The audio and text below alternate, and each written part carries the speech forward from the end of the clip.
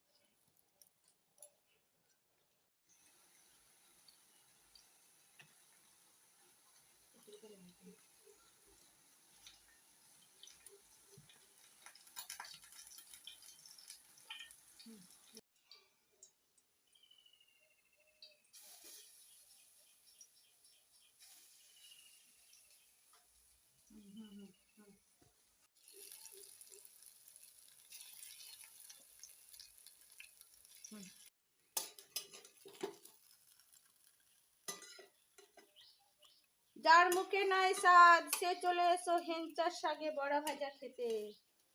তা আমার বড়া ভাজা হয়ে গেছে, এটা হেঞ্চার শাকের বড়া ভাজা। এখনো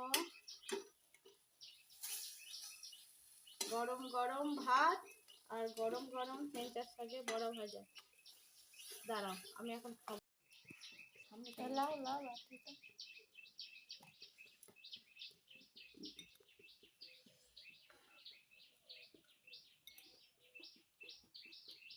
অসাধারণ, দারুণ দারুণ।